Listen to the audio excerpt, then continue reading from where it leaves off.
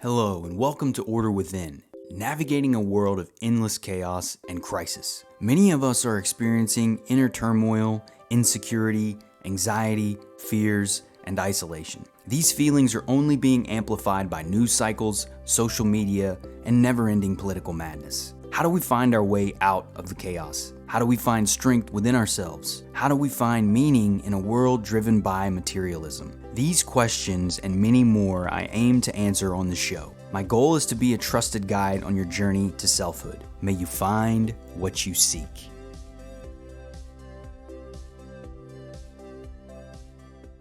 Hello and welcome everyone. I'm your host, Brandon Ward, back with another episode of Order Within. Episode number 69, Unveiling the Roots of Narcissism. Narcissism is a very prominent tenet of our culture today. It's very prominent in individuals. I've already done an episode 61, on managing narcissism in our life and our relationships, how it impacts us, and the culture that we're a part of, and how there's a ton of narcissistic components to our culture and society now. This episode is going to dive deeper into the roots and causes of narcissism. We're going to be leaning into the perspective of Dr. Alexander Lowen, a medical doctor and psychiatrist. He passed away in 2008, but he has a large breadth of work related to the body, movement, and how we carry a lot of that pain, emotional wounds, all those things in our body. So we're going to be going through that today. And one of the big things that we talked about in the last episode 61, around narcissism, is just the impact that it has on our personal development and relationships, how much it can limit that, how fragile we can become when we are in narcissistic tendencies. Now, all of us have these tendencies to some level or not, right? The challenge is when it gets into unhealthy, destructive patterns that it becomes problematic for both ourselves and the people in our communities. These are things that we always have to be mindful of. There were points in my life when I was very narcissistic. I didn't realize it at the time, but as I've learned more about what narcissism is, I've come to realize that I was very narcissistic at points in my life because I was wounded. And so much of this is driven by wounds and challenges and things of that nature that if we're not careful, we can fall ourselves trapped by these tendencies. We can find ourselves trapped by these tendencies. And so I also want to highlight, because we talked about in episode 61, a study done on narcissistic personalities, the Narcissistic Personality Inventory Scoring.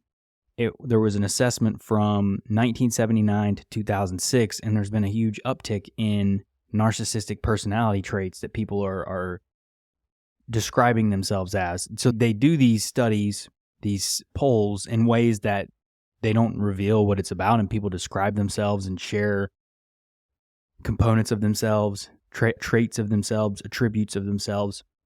And so that's how they put together that study. And so it's been rising historically. That was in 2006. I couldn't imagine what it is now with social media. That was prior to social media. So our society and culture has become increasingly narcissistic. But the key here is diving into the roots of this. And the reason I want to do this is because, one, it's important that we understand how this stuff happens. Because narcissism is a very catchy phrase. A lot of people talk about narcissism, but there's a lot of misconceptions around narcissism. And so we're going to talk about the narcissism and its origins. We're going to look at Dr. Alexander Lowen's work. We're going to talk about childhood trauma and narcissism. We're going to look at the role of emotional armoring. We're going to look at healing narcissism through self-acceptance, and then we're going to wrap the episode. So diving in here, defining narcissism according to Alexander Lowen, the narcissist projects a self-image that they consider grandiose, perfect, and superior. This self-image is used as a defensive facade to hide their feelings of inferiority, insecurity, and unworthiness, which they deny and repress. The narcissist, in essence, is out of touch with their true self, including their authentic feelings and needs. That is a very different picture of what we're often told related to narcissism. Most people, when they think of narcissists, we think about falling in love with themselves, the story of Narcissus, where he falls in love with his reflection. It's the idea that the way we're positioning narcissism in our culture is that it's a self-obsessed ideology, or it's something that happens where we get obsessed with ourselves, we love ourselves, we only care about ourselves, we only think about ourselves. But what Dr. Lowen is pointing to here is that it's actually the absence of the authentic self, and in that absence, a void is filled, and that is the narcissistic tendency. So it's the lack of love for one's true self that actually creates narcissism, not the obsession with oneself. And so when you think about Narcissus, in that example of falling in love with his reflection, it's the idea of who he is, the reflection of who he is, the image of who he is that he falls in love with. He's not in love with his true self, who he truly is. It's falling in love with the image, the reflection of who we are. And when you think about that at a deeper level from a spiritual perspective, we are not our bodies. We are not these personalities. We are not our names. We live these lives, and then we shed these lives, and we move on and expand our existence in an eternal reality. So this is another component of attaching ourselves too much to earth and our earthly existence, and being tied up in the human side of things can drown out the greater authentic self, which is the eternal self, the self that exists outside of time, outside of space, outside of physical reality. It's the essence and connected to all that is. It's the root of all existence. All of us have an authentic self, and the goal is to connect with that authentic self. But now, so thinking about it a little differently, and I want to get your mind moving a little bit around that aspect. We want to look at the concept of healthy narcissism and its role in self-esteem and identity development. Because healthy narcissism, it's also sometimes referred to as positive narcissism, is a concept that represents a balanced and beneficial form of self-regard. Healthy narcissism involves having a realistic sense of one's abilities and potential, as well as an understanding of one's worth. It's about recognizing and celebrating your strengths and achievements without losing sight of your weaknesses or the worth of others. This is the key here. And we're going to start where this slides into destructive narcissism is when we stop considering others, the worth, the emotions, the thoughts, the feelings of others, and we lose sight of reality related to who we are, our actual skills, our tangible skills, and our weaknesses. That's why, as parents, being loving and compassionate and open and honest with our children can help build stronger, authentic beings from the ground up. Otherwise, there's so much work that has to go into this when we don't allow this space to take place, when we don't allow this process to take hold. It's the ability to take pride in what you do well, to value yourself, and assert yourself when necessary, while also being open to criticism and acknowledging areas for improvement. So this is healthy narcissistic components. It's ultimately self-esteem and healthy ego development. We all have an ego. All of us need an ego. It's the center with which we exist on the earth. Without the ego, we don't exist here. It's healthy ego. It's balanced ego. It's loving, accepting, compassionate ego. That's the difference. It's when we get outside of that acceptance that we move into unhealthy spaces and become more destructive. So this type of narcissism is a natural and necessary part of human development. It's what helps us as children separate from our parents and assert our individuality. As we grow and mature, it continues to play a role in our self-concept, driving us to stand out, to excel, and to strive for success. Unlike destructive narcissism, which is characterized by grandiosity, entitlement, lack of empathy, and manipulative behaviors, healthy narcissism is balanced with empathy, consideration for others, and a genuine interest in others' well-being. Very critical distinctions there. The destructive narcissist does not consider others. They don't even consider themselves. That's why they don't consider others. You can't not consider others when you understand and fully connect and love who you are, because you realize that all of us have these things. It's impossible to do that. But when you're not connected to yourself, when you're disconnected from your feelings, your inner world, it's very easy to dismiss and disregard the feelings, thoughts, and individuality and inner worlds of others as well. It's basically viewing the world as objects and machines. That's the danger of it. So Dr. Alexander Lowen's perspectives on the origins of narcissism, and in particular the connection between childhood experiences and the development of narcissistic traits, is really interesting. And shout out to Andrew Daniel, who's going to be a guest on my show coming up for the new discussions component. I have a few guests lined up that I'm excited to share with y'all. It's going to add a new layer to the show. It'll be a monthly conversation that I'll publish in addition to the weekly solo pod. So I'm excited about that. But Andrew and I spoke a week or so ago, and he was talking to me about the work of Alexander Lowen. And I had known Alexander Lowen around bioenergetics, energenetics. I did not realize that he had done such great work around narcissism. So shout out to you, Andrew. So according to Lowen, narcissism, particularly pathological narcissism, is often rooted in early childhood experiences, especially those involving a lack of genuine love, warmth, and emotional connection from parents or primary caregivers. Lowen postulated that children who received conditional love or who are primarily valued for their achievements, physical appearance, or other external factors may begin to develop an inflated, artificial self-image to gain the approval and recognition they crave, because ultimately children just want to be loved and accepted for who they are. We all do. That's what all of us desire. So when a child's true feelings, needs, and individuality are consistently ignored, denied, or devalued, the child may resort to creating this narcissistic self as a form of defense and survival. This ties back into the work that I shared around Alice Miller and the drama, what she called the drama of the gifted child. That is the drama of the gifted child, is the neglect of the child's true feelings and needs and individuality being ignored, denied, or dismissed. This can lead to narcissism. So if we come from an environment that had components of this, all of us have to manage these elements of narcissism within ourselves. It's something that we have to heal through. Because in the process, what they end up doing is they repress their true self, including their authentic emotions and desires.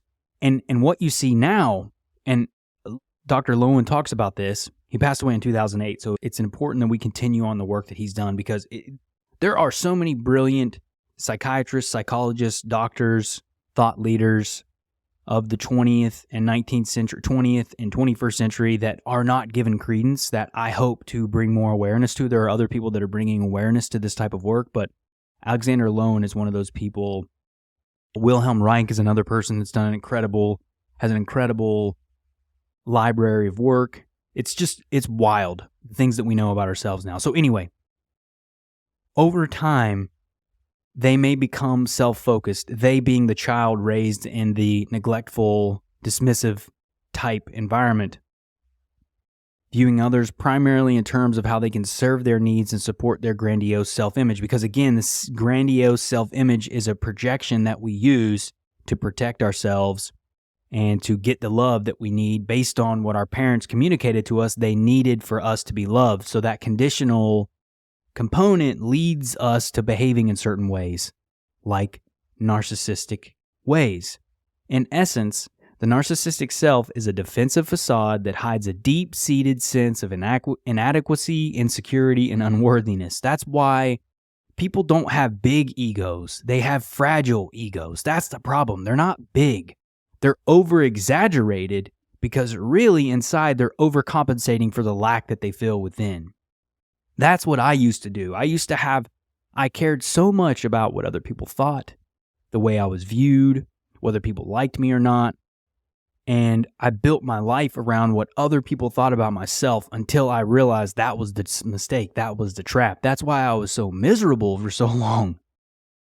Because I had created a prison in myself, an isolation in myself. Many of us do this. It's not until we learn to accept and embrace who we are that we learn to love all that we are authentically, all of what we are. That's why I talk about that on this show so much, because it's crucial that we embrace what is. No matter how dark and crazy it may seem, we got to honor what lives inside of us. If we don't, it becomes problematic and destructive, and it acts out in some way. And that's what's interesting about Dr. Lowen's work is he talks about how it expresses itself in the body. And so his contributions to the field of psychology, which is what we're going to talk about right now in bioenergetics.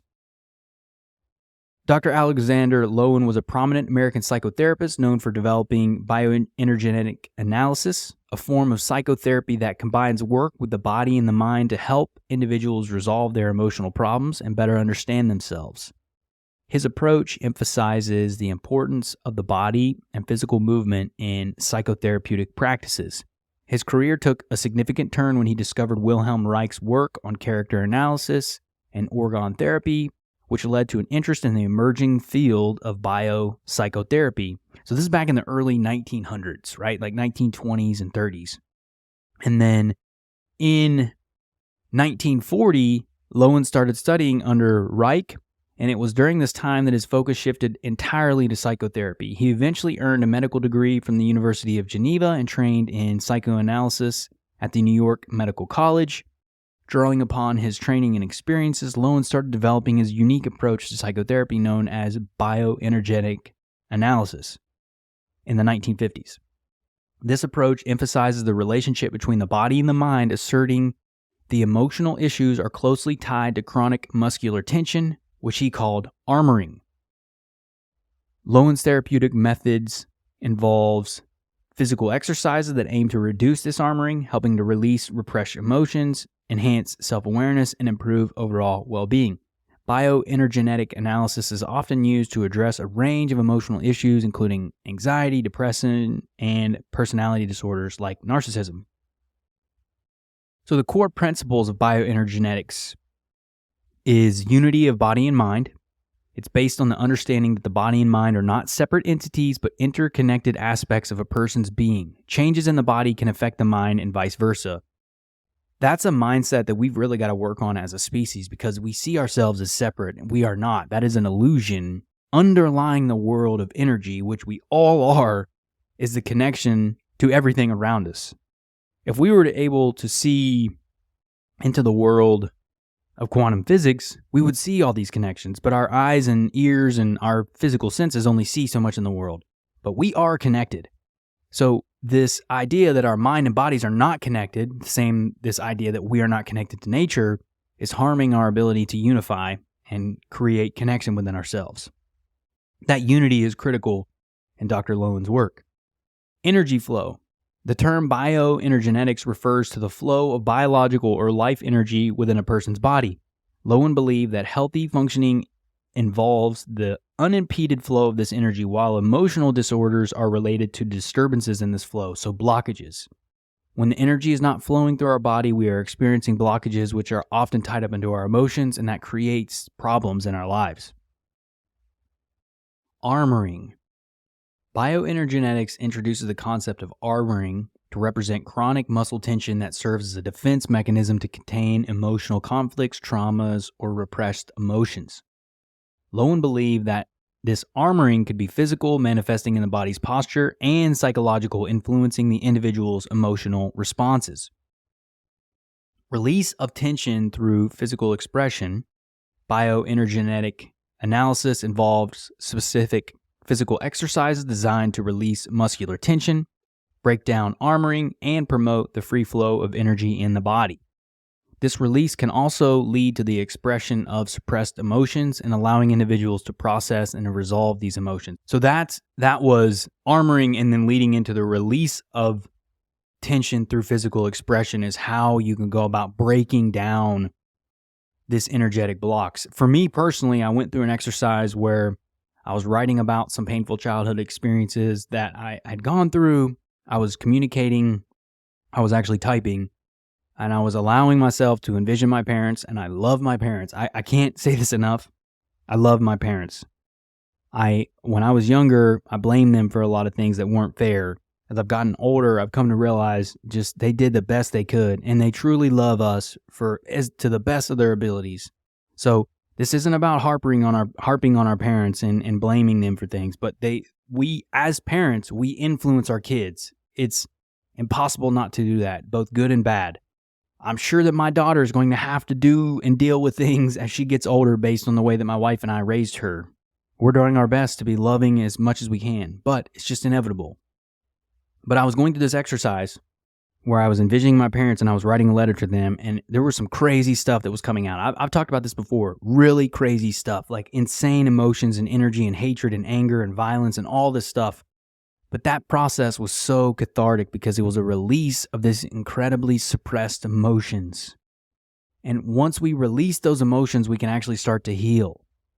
And that's the beauty of the work that Dr. Lowen does, is it's really related to our physical body and the movements that we can do. But the point of all this is that it's so much rooted in our upbringing and in the experiences that we have, and that can limit our experience as individuals and can impact us well into adulthood, regardless if it was many years ago. So narcissism, according to Lowen, involves a denial of the true self and the construction of a false self-image, often involving significant psychological and physical armoring. Narcissists may hold chronic tension in their bodies, which reflects their repressed feelings of insecurity, inadequacy, or an unworthiness. Now, bioenergetics focuses on the mind-body connection and the impact of early life experiences on emotional and psychological development. It also places significant emphasis on the role of early life experiences in shaping our emotional and psychological development. This is why parenting is such a responsibility, and why it's so crucial that we honor it and we realize what it is, and we do our best to lead with love and compassion as much as we can, because it's shaping our future generations. According to Lowen, negative experiences or traumas in childhood can lead to the creation of this physical and psychological armoring. For instance, if a child is consistently dismissed, ignored, or criticized, they may develop chronic physical tension as a way to contain and control their emotions. This can lead to long-term emotional and physical health issues. With respect to narcissism, Lowen suggests that narcissistic tendencies can develop as a result of early emotional wounds such as lack of affection, conditional love, or other forms of emotional neglect or abuse. This can lead to the creation of a false self or narcissistic persona that hides the individual's true feelings and desires. The narcissistic traits are, in essence, an armor to protect the individual from further emotional pain, because we're burying the pain that we feel for not being loved or accepted or embraced as we are. So many of us do this still, and often it's unconscious to us who do it. We don't even realize that we're suppressing our feelings because we've done such a good job at shoving them down. So when we look at childhood trauma and narcissistic wounds, we have to explore the role of childhood trauma, neglect, and the emotional wounds in the development of the narcissistic traits. That's why this is more about the roots of narcissism in this episode, as opposed to how it can express and reflect in our society, like episode 61 covers. Childhood trauma, traumatic experiences in childhood such as abuse or severe neglect can lead to the development of narcissistic traits. These experiences can deeply wound a child's sense of self and lead them to develop a grandiose, inflated self-image as a form of protection or compensation. They might learn to rely excessively on external validation and achievement to feel good about themselves and to keep their vulnerability hidden. Personally, coming out of the positive intelligence training program, I learned that one of my top saboteurs was the hyperachiever. This was a way for me and many of us to hide the vulnerability that I felt and feel right as adults. So hyperachieving can be a way to cover up the internal vulnerability that we feel. Neglect. Emotional neglect, where a child's emotional needs are consistently ignored, minimized, or invalidated, can also contribute to narcissism. When children feel consistently unseen, unheard, or unvalued, they may learn to inflate their importance, craving attention and admiration from others to fill the void left by their neglect. And this often comes from doing destructive behaviors to get the attention that we need. As an example, if we need attention, we can create fights to get people to pay attention to us as a means to get the attention that we're seeking, but doing it in a destructive way. As opposed to loving and feeling acceptance within ourselves, We create drama in our lives to give us the attention that we need, though it's negative attention. Any attention to a child who is neglected is better than none. So often they act out and to get the attention that they need, but it's not good, loving attention, and that cycle repeats. It repeats on and on and on, and it goes on into adulthood, and they just find new ways to express that story. We do this a lot. Conditional love. If love and affection are given conditionally based on achievements or behaviors that please the parent, children might learn to equate their worth with their achievements. They might develop a false self that seeks constant admiration and validation, masking feelings of inadequacy or worthlessness. Conditional love is very destructive because it leads us to believe that we will only be loved when we do X or when we perform X or Y. That was a very similar situation in my life. I know a lot of friends and family that grew up similarly where the love was very conditional. Their parents were loving it when they did well in school or they performed well in sports, but when they didn't do good in school or they didn't perform at the level they wanted, there was shame, there was ostracization, there was silence, silent treatment, there was all these things, isolation. That's the component of conditional love. So as parents and as individuals, it's our job to be unconditional. That starts with us. We have to unconditionally love ourselves as much as we can. That's why embracing all that we are is the antithesis to this. And then the last piece is the lack of empathetic mirroring. Children need parents to reflect back to them a realistic but positive image of themselves, including affirmation of their feelings and experiences. If parents are unable or unwilling to provide this empathetic mirroring, children may develop an inflated or devalued sense of self, leading to narcissistic tendencies. This happens a lot as well. That's why, as leaders in our homes, parents must lead by example. We must show empathy. We must develop empathy in our lives, and we must apply it in our life everywhere. Otherwise, they can't learn. We have to honor our child's feelings and thoughts. That doesn't mean that they're right. If they're behaving egregiously, we can honor their feelings without saying it's okay to do that. You're upset. We know you're upset. It's okay to be upset, but that's not going to change the outcome. You're allowed to be upset, but we're still drawing boundaries.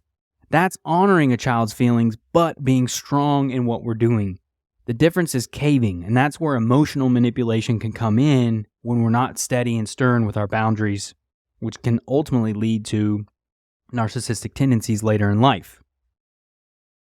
So these unmet emotional needs during childhood can lead to compensatory narcissistic behaviors. So trying to fill that inner void that was created in childhood that's carried on into adulthood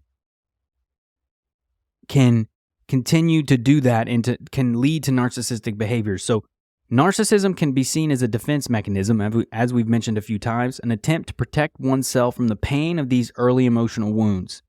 The narcissist constructs a grandiose self-image to hide their vulnerability and gain the love, admiration, or validation they craved, but did not receive in their formative years. That's also why image is everything. You're projecting an image, so you can't be seen as weak, as silly, as vulnerable, any of those things. So admitting you're wrong, admitting mistakes, recognizing that you don't know everything, those can be narcissistic armors that we carry around us that block us from progressing, from healing, from moving forward. Look at our society. That is everywhere. This is the work we have to do. So now I want to talk more about the role of emotional armoring and body language.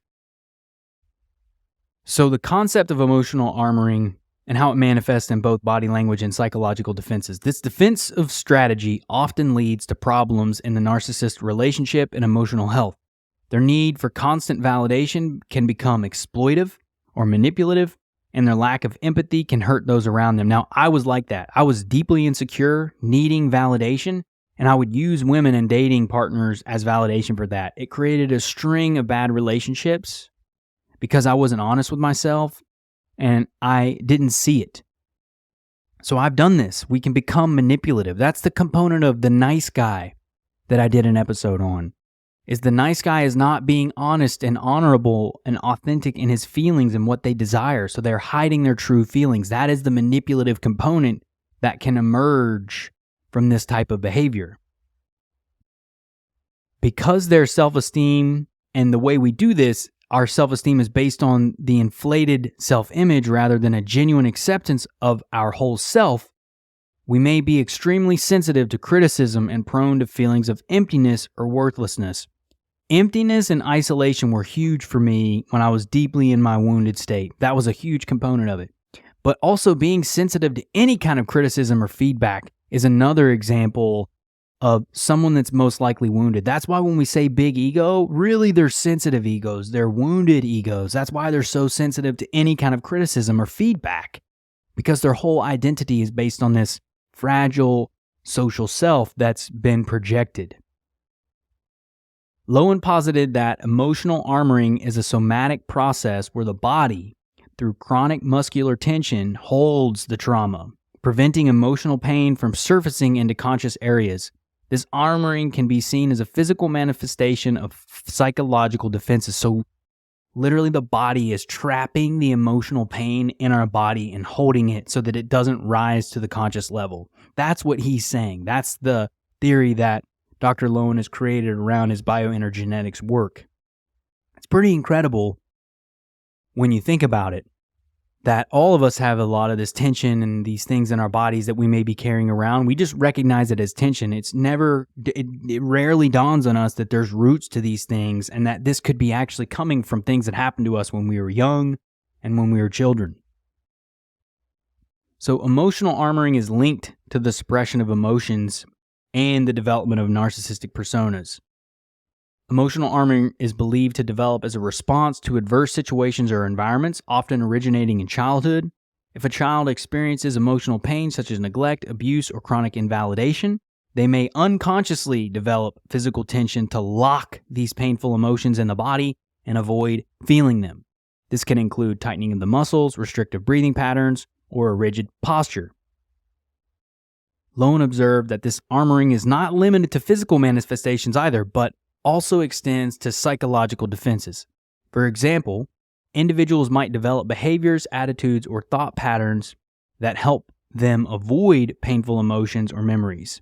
This can include denial, repression, intellectualization, or the projection of feelings onto others. It's basically all these different ways that we avoid feeling the things that are living inside of us, our honest feelings, most likely and most common, the deep, painful feelings that we're trying to avoid.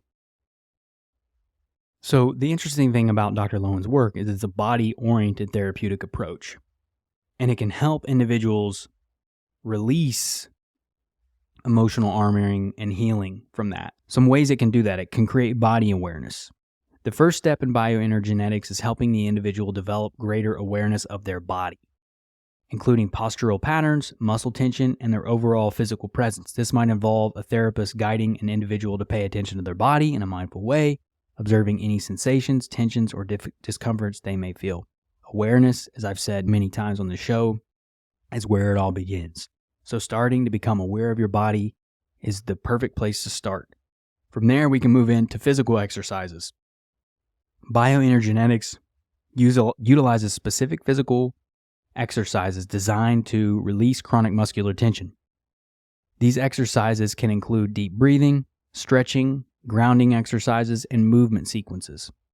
The aim of these exercises is to release the armor of muscular tension, promoting greater energy flow and freedom of movement in the body. This is why things like Pilates, yoga, and combining the meditative practice and mindfulness can be so empowering and healing for people, because they're releasing all that emotional tension. That's also why people can have emotional outbursts in classes like that, because they're releasing pent-up tension and energy that's been in their body for potentially years. And that comes to the emotional release. As the body's chronic tensions begin to release, suppressed emotions often surface. Individuals may experience a range of emotions during or after the exercise, including grief, anger, fear, or even joy. This emotional release is a crucial part of the healing process, as it allows individuals to confront and process emotions they've held back for a long time. And that's key, is allowing them to flow and move through our life and our body so that we can experience them and process them and allow them to flow. There's a psychotherapeutic dialogue as well that can happen if you go this path. Alongside the physical exercises, bioenergetics also involves traditional psychotherapeutic techniques. As emotions surface, the therapist can help the individual understand and process these feelings in a healthy way. They might discuss the individual's past experiences, their current behaviors, or their feelings towards themselves and others. And then finally, the last piece is integration. Over time, the goal of bioenergetics is to help individuals integrate their physical and emotional experiences, leading to greater self-awareness, authenticity, and emotional health. As they release their emotional armoring, individuals may find that they can express themselves more freely, relate to others in a more genuine way, and feel a greater sense of inner peace and self-acceptance. So that's possible by leaning into some of these exercises, this approach of bioenergetics, which is very physical based, and combining traditional therapeutics with it. So think about those things. Consider it. If you're struggling with some of these things, that may be a great path to explore. But the last section of the show here that we're going to talk about is healing narcissism through self-awareness and vulnerability. It's super important, as I've talked about many times, self-awareness and introspection in healing these tendencies. Self-awareness is the understanding of one's own emotions, thoughts, and actions, and it's critical for anyone looking to change harmful patterns. For individuals exhibiting narcissistic tendencies, this may involve recognizing behaviors that manipulate or hurt others or that perpetuate a grandiose self-image. By becoming more self-aware, we can start to see the root causes of our actions and feelings and begin to address them. So it all starts with self-awareness. The next piece is introspection. Beyond self-awareness, introspection involves a deeper, more thoughtful examination of one's thoughts, emotions, and behaviors. It's about looking inward and honestly assessing one's internal world. Introspection can help individuals with narcissistic tendencies to confront the painful emotions and experiences they've been avoiding. So you're really beginning to become aware and then leaning into it, observing them, spending time with them to understand all of what's living within us. Now, embracing vulnerability and authentic expression can help individuals cultivate healthier self-esteem and relationships. By embracing vulnerability involves admitting and expressing one's true feelings, including fear, sadness, or feelings of inadequacy, rather than hiding behind a false persona. It is about taking off the armor and letting oneself be seen as they truly are, warts and all. This step can be a challenge for those narcissistic tendencies as it counters their habitual patterns of self-protection and avoidance of emotional pain. This is something that all of us have to be mindful of and can struggle with, because it's easy to project an image of strength and having everything together. But when we do that, when we're not feeling that way inside, that's a lie that we're living, and there's a cost to that. And often that cost is our own personal fulfillment, happiness, and sense of well-being. So embracing vulnerability is key there. And then allowing authentic expression, which means conveying one's true thoughts, feelings, and desires without fear of judgment or rejection. It involves living authentically, acting in accordance with one's genuine self rather than a constructed, grandiose self-image. This can improve relationships as it fosters to greater understanding, empathy, and connection between individuals. Authentic expression is what it's all about, y'all. That's the name of the game. At the end of the day, we're here to authentically express who we are and live true to who we are. Now, there's some practical strategies inspired by Dr. Lowen's work that can promote emotional healing and foster genuine connections. Bioenergetics exercises. As mentioned, these physical exercises can help release emotional tension, promote self-awareness, and facilitate emotional healing.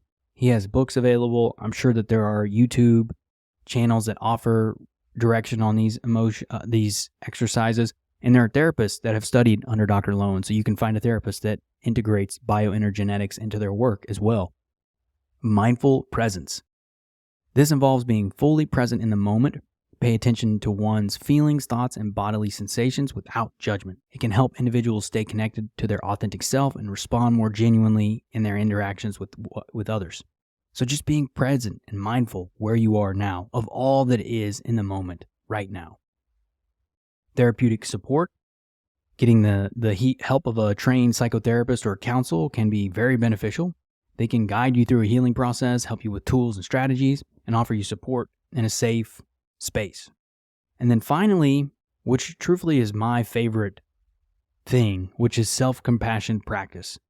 Being kind and understanding towards oneself when confronting painful emotions or mistakes can help reduce feelings of inadequacy and promote healthier self-esteem. Instead of being critical and harsh towards ourselves, being loving and understanding and compassionate, being patient. This takes practice. That's why it's called self-compassion practice. But it's very possible, and it can be the most freeing and empowering piece that we can do in our lives is being loving, honorable, compassionate, and soft towards who we are, all that we are, especially those hard, deep, challenging emotions. Honoring that in all that we are and offering compassion to ourselves is life-changing, y'all. This process changed my life because through the inner bonding process, which is effectively learning to parent yourself, all it's doing is establishing a healthy, loving relationship with yourself. It's recognizing that you can do that now. You can lean in and be a loving person now, and you don't need to depend on anyone else. That's a life-changing perspective for a lot of us, and it changed my life. And I hope that for those of you out there looking for tools and strategies and different applications to use in your life, I hope you give it a shot and try it and see what it can do for you, or some of these other things, because ultimately, you got to find what works for you. What works for me doesn't work for everyone, and vice versa. Our journey of self-discovery and self-connection is authentic to us, and we've got to walk the path. That's why trusting ourselves and following through is critical to living a healthy and whole life. So, to wrap the episode real quick, y'all, a lot of these emotions that we carry in our life can be stored in our body, and they can reflect in tension, in posture, in the way we carry ourselves, and they can also reflect in our emotional reactions, the outbursts that we have. But this all draws from the roots of lack, basically not being accepted and loved as we are for all that we are. By doing that, by recognizing that the roots of narcissism are built around the component of not being accepted and loved fully and authentically for who we are, we can have more empathy around others as well. When we see that people are struggling with these things and they may be narcissistic, they may be caught up in the narcissistic wounds, it's not because they're mean, bad people. It's not because they're trying to be cruel.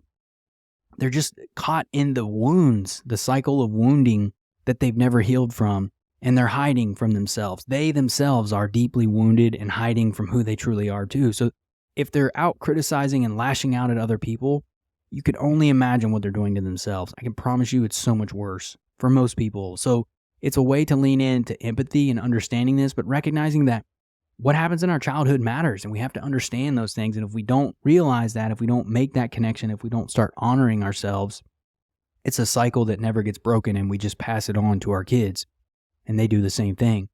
So recognizing the cycle, understanding what it is, and getting to the roots of narcissism can allow us to heal and move forward as whole, amazing beings that we always have been. Because narcissism is built on an image that's covering up what truly is, because what lives within all of us is the spark and seed of creation, and that is the most wonderful and glorious thing and blessing and privilege that all of us have access to. We just got to lean into it and say yes. So with that being said, y'all, that's all I got for today's episode. We're going to be rolling out some new episodes, as I had mentioned, around conversations, which I'm really excited about, some discussions there. You can get me at Brandon Lee Ward on Twitter. I'm at Brandon L. Ward on LinkedIn, and my website is brandonleeward.com. So with that being said, until next time, y'all. Thank you for listening to Order Within. If you found the episode helpful, please consider sharing, rating, and subscribing. New episodes will be released every Thursday at 11 a.m. Eastern Standard Time. Until next time, y'all.